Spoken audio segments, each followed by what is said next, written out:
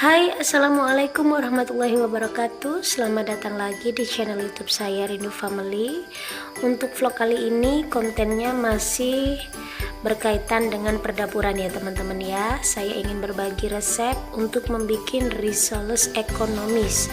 Jadi biarpun ekonomis, rasanya tetap juara. Pantengin terus, ikutin terus videonya hingga selesai, dan jangan lupa like dan subscribe.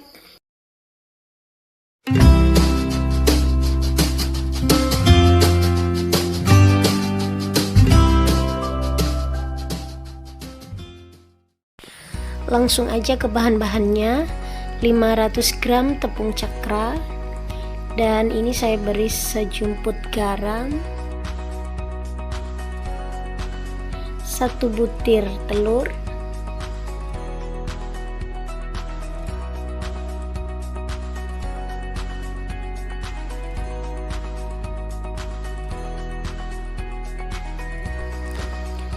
air bersih 1 liter. Ini saya tuang secara bertahap, kemudian saya aduk secara pelan-pelan dan dilakukan sampai airnya habis.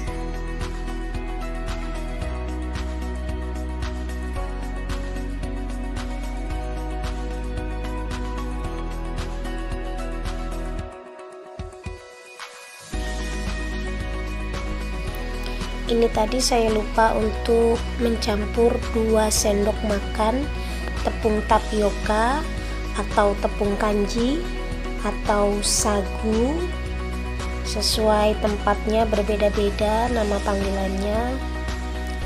Setelah itu tuang kembali airnya sedikit demi sedikit hingga tercampur rata.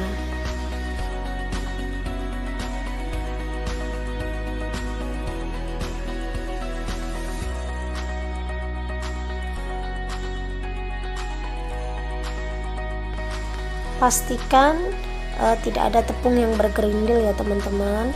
Teman-teman bisa juga menyaring atau menggunakan blender untuk memastikan supaya tidak ada tepung yang masih menggumpal.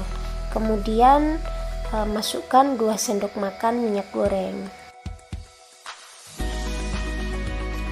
Setelah sekiranya tepung dan minyak tadi tercampur, teman-teman bisa istirahatkan adonannya selama 1 jam sambil menunggu tepung tadi. Ini saya siapkan untuk isian risolesnya ya teman-teman. Di sini saya menggunakan Blue Band 2 sendok makan,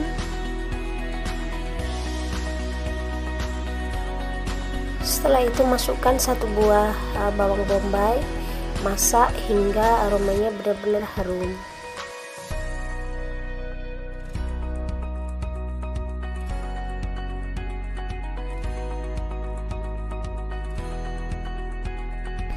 Setelah aroma bawangnya ini udah mulai harum, ini saya masukkan 500 gram wortel yang sebelumnya udah saya rebus dan saya potong dadu. Dan kemudian juga saya masukkan 500 gram kentang sama juga yang sebelumnya udah saya rebus dan saya potong dadu.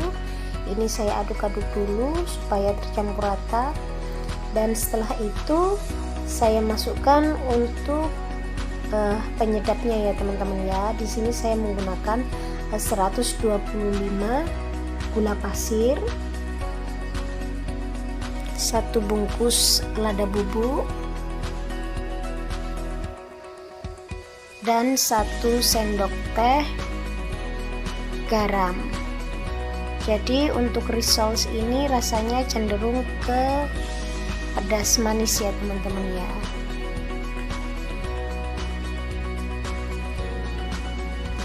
Nah, sekiranya udah tercampur,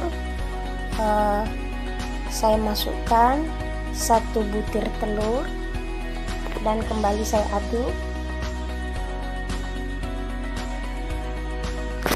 Kemudian masukkan daun seledri secukupnya. Untuk daun seledri ini teman-teman bisa kira-kira sendiri ya teman-teman ya, sesuai selera. Nah, setelah itu masih saya aduk dan saya kecilkan kompornya biar nggak lengket dan nggak gosong. Setelah itu saya masukkan 300 gram tepung terigu yang sudah dicairkan.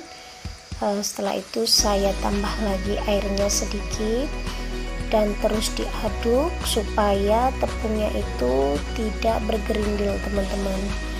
Nah, setelah diaduk sampai rata dan ini nanti hingga kalis seperti ini ya teman-teman ya, pastikan sampai kalis seperti ini, angkat dan dinginkan. Nah, setelah ini tadi untuk adonan kulitnya ini udah 1 jam didiamkan. Ini teflon yang udah saya panasin terlebih dahulu. Ini saya tuang 1 centong, ukuran centong sayur ya teman-teman ya. Jadi ini biarkan nanti benar-benar kering dan bisa diangkat. Nah, seperti ini teman-teman. Sambil menonton videonya, jangan lupa untuk teman-teman like video ini sebanyak-banyaknya. Dan untuk teman-teman yang baru bergabung, untuk bantuan supportnya, klik subscribe dan klik tombol notifikasi supaya teman-teman bisa mengikuti aktivitas-aktivitas saya sehari-hari.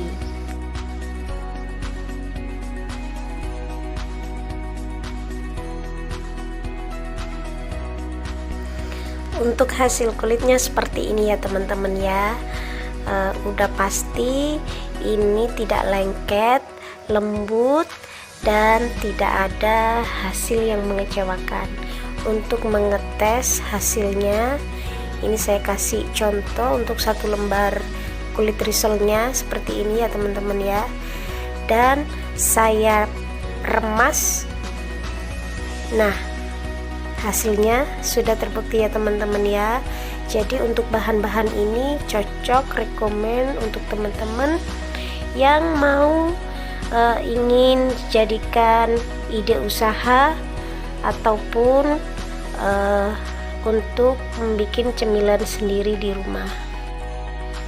Selanjutnya ini waktunya kita isi.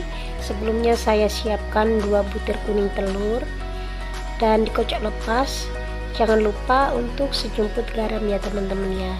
Setelah itu ini ada tepung roti yang sebelumnya sudah saya blend, jadi biar tidak terlalu kasar dan hasilnya nanti selain itu juga bisa menghemat bahan.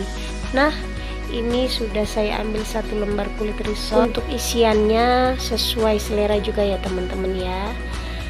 Ini saya beri 1 sendok sampai 1 sendok setengah. Setelah itu kita lipat seperti kita membuat amplop dan siap dimasukkan di kocokan telur.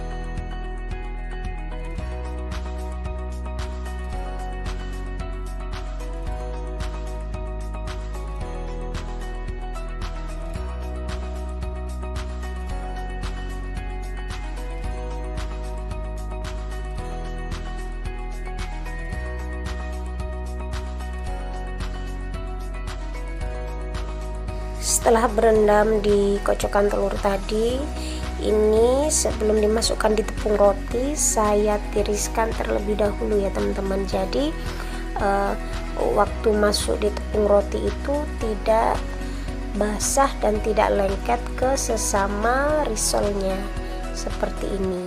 Kita diamkan dulu biar menetes untuk sisa-sisa telur dan bisa dicampur langsung ke tepung rotinya.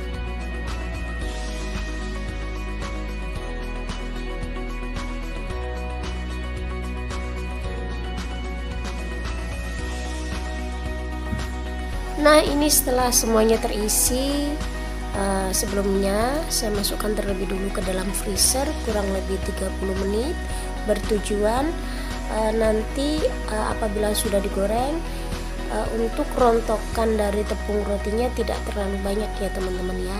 Jadi kita tunggu terlebih dahulu 30 menit.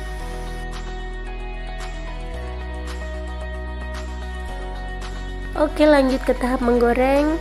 Untuk menggoreng risol, saya ingin bagikan tips. Untuk yang pertama, menggunakan api kecil namun tetap panas. Untuk yang kedua, pastikan untuk minyak gorengnya itu merendam ke seluruh bagian risol. Untuk yang ketiga, menggoreng risol sama halnya dengan menggoreng donat. Jadi cukup satu balik saja, jangan dibolak-balik ya teman-teman ya. Takutnya nanti dia akan mengendap minyaknya.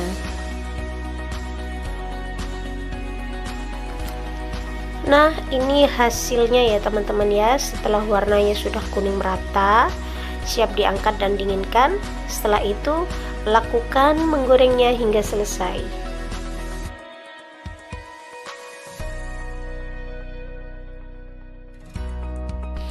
Ini hasil dari tadi yang sudah saya dinginkan dan siap untuk dikemas. Untuk plastiknya saya menggunakan plastik OPP ukuran 8x10. Dan ini sudah saya siapkan juga untuk teman sejatinya risol. Saya menggunakan cabai rawit hijau ya teman-teman ya.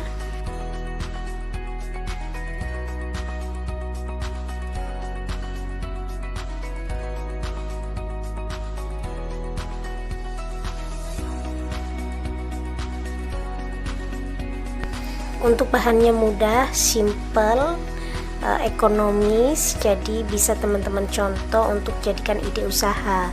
Untuk harga jualnya sesuai dari tempat tinggal masing-masing ya teman-teman ya, tergantung dari harga bahannya. Semoga video ini bisa bermanfaat untuk teman-teman. Terima kasih yang sudah menonton hingga selesai. Jangan lupa like sebanyak-banyaknya. Saya akhiri dan sampai jumpa di vlog selanjutnya. Wassalamualaikum warahmatullahi wabarakatuh. Bye bye.